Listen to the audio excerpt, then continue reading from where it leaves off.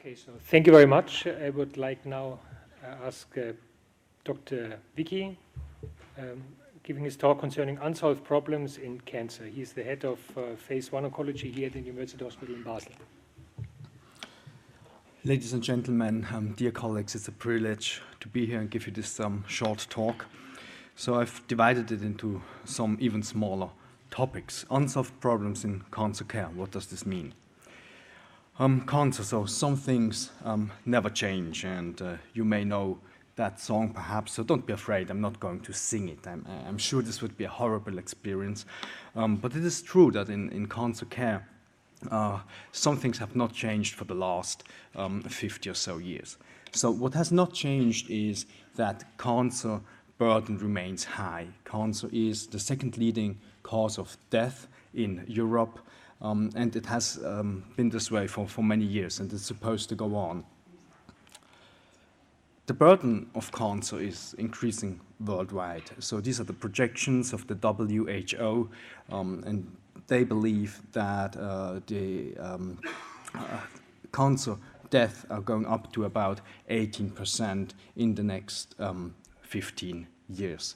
This is particularly the case because not only developed countries such as Europe and the US have many cancer cases, but because third world countries start to have the same problem as we do. Cancer is a disease of middle-aged people. So when I started oncology, I believed, well, cancer is a disease of elderly, which is not entirely true. So when you look at the data, cancer is the first cause of death in people between 25 and 64 years. Of course, in absolute numbers, it's more in the elderly, but in relative numbers, it's much more important in a younger population that is still very active in life. And something that has not changed as well is the issue of toxicity. Some might believe, well, chemotherapy is bad, and when patients get chemotherapy, they're usually afraid of the side effects.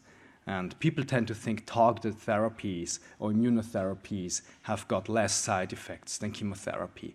And that's not true, not in general. I mean, of course, there are some specific examples where this may hold true, but it's not that we have solved the problem of toxicity in oncology.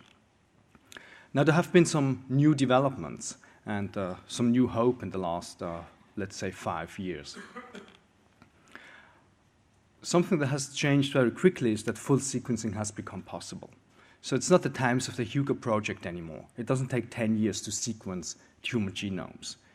A modern NGS sequencing engine can sequence 8 complete genomes in one day, which means practically we have the possibility to sequence every single one of our cancer patients. And sequencing can reveal both new targets for targeted therapies and at the same time potential new targets, new antigens for immunotherapy. What is the challenge nowadays is not sequencing, but it's the interpretation of this data. So in the clinic, we've started sequencing our patients in April, and today I don't know what to do with this information. So that's going to be one of the big next challenges. The second one is there are more and more cancer entities. So you can imagine there may be between 30 and 900 mutations in one tumor. Not speaking of tumor heterogeneity and different clones, just looking at the overall picture. Now, in theory and formally, and I know that this calculation is not correct, but anyway, let's do it. This means 2 to the 30 to 2 to the 900 different possible combinations. There are not enough patients on this world to see all these combinations in cancer patients. Now, of course, some of these combinations, of these permutations that are possible will never occur because they do not make sense from the viewpoint of the cancer cell. But anyway, it's too many of them. So clinical testing has somehow become the bottleneck of cancer development. And we have a shortage of phase 1 trials in Europe, in Switzerland. So we've got more patients that would like to enter these trials than we've got slots in early trials. And the second consequence is we need biomarkers. We need to be capable of predicting who is going to benefit from a certain therapy and who is not. Finally, we've seen some very nice successes in the last years, and these are just examples. So on the left hand, you see an example for pertuzumab in breast cancer. And you see, if you treat patients with a combination in first-line setting, you can prolong overall survival by up to 16 months, which is very remarkable, thinking that breast cancer is a disease where you have 7 or 8 or 9 different lines of therapy. And still, when you do something in the first line, you will see this difference in overall survival. On the right side, you see an example for melanoma. So you see nivolumab, which is an anti-PD-1 antibody, compared to classical chemotherapy. Again, it's overall survival data, and they are very impressive. And this means, we've already talked about this, cancer may turn in some patients into a chronic disease. And this means, again, that these patients will have series of therapies, sequential therapies, and we need to predict who is going to benefit from which therapy at which time point. And again, we need biomarkers. So what can nanotechnology contribute to overcome current limitations of cancer care? Now, let's first have a look at what nanotechnology has done already, and then I'm going to formulate what I hope it's going to do in the future for cancer patients. We've seen different trials using nanocompounds. So in the top panel, for example, you see albumin-bound nanoparticulate paclitaxel, which has increased overall survival, for example, in breast and in pancreatic cancer. And in the bottom panel, you see a construct TDM1, so an antibody against HER2 conjugated to chemotherapy. Again, this has prolonged overall survival in cancer patients. That's another example, brentuximab vedotin, so it's an antibody coupled to chemotherapy. And finally, you have TVEC on the bottom of this slide. And TVEC is again a new generation of anti-cancer drugs. It's an oncolytic virus. So it's the first time we're going to use herpetic oncolytic viruses in patients, cancer patients, in this instance with a melanoma. And for some patients, we again have the impression this prolongs survival. So taken together, what nanotechnology in oncology has already achieved is it is able to improve targeted delivery. And it has shown that it is capable of prolonging overall survival in cancer patients. And I would like to see more of that in the future. Perhaps it may also help to target neoantigens on cancer cells. So all these mutations automatically lead to neoantigens on these cells, and they may be druggable. So that's another field where perhaps nanotechnology can make a difference. It may also help to improve cancer diagnosis, looking, for example, at sequencing results, but also epigenetics, translational modifications, and so on, at the level perhaps of metastases, not of the tumor as a whole. And hopefully it's also going to help us to develop predictive biomarkers, biomarkers that tell us what therapy is applied at which point of time to benefit the patient. Okay, so that's all. Thanks.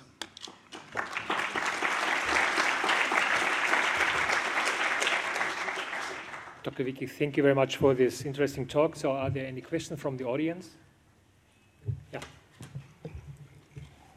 Yes. Why you didn't mention the time it takes to verify the therapy is working? Is the limit for metastasis, for instance. The time it takes to verify therapy is working is too long present. By imaging, is too long. Yes, definitely. So it takes, usually for most therapies, it takes 6 to 8 weeks until you can see whether therapy works. Exactly. I mean, my hope is using predictive markers. You may know before you apply the therapy, which would be... Circulating tumor cells will do it. Yeah, perhaps. You know, the problem is we're not as fast at this time point. You can predict, for example, for certain specific therapies that 70% of patients are going to respond, but you're not able at this time to predict which one of your patients is going to be the one that in fact responds. If you use liquid biopsies for each patient, then you can predict for each patient. Yeah, there are many trials running using serial biopsies and trying to ask exactly that question. You made an interesting remark about collecting data and not knowing what to do with it. How long can you prolong that attitude, and how long are your bosses letting you do that? Well, you know, it's not an attitude, it's a fact.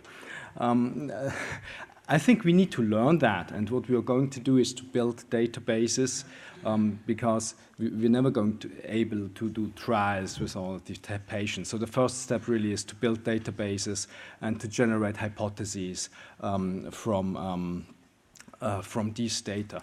But when you look, you know, at large cancer centers all over the world, they have all exactly the same problem, and the evidence they're trying to derive from this data is usually very weak evidence. So it's evidence, for example, from cell culture, it's evidence from mouse data, but it's usually not evidence from clinical trials.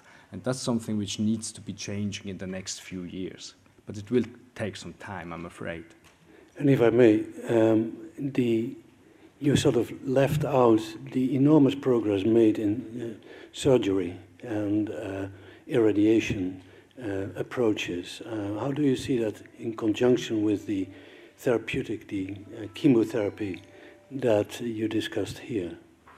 Well, I think that's going obviously to be an important issue because, for example, when you think of nanotechnology, you can activate drugs, for example, by radiation, by MRI, and so on. So, of course, it's going to be a combination of these different techniques. Interesting, when you look at substances that have brought the largest progress in oncology in the last 4 to 5 years, it's been very simple. It's been some very simple antibodies, some very simple conjugates. But I'm looking forward to seeing more complex therapy strategies. If the trend is to treat patients with a combination of drugs, and those drugs may not all come from the same manufacturer, do you see an issue with clinical trials that you need more than one company sponsoring?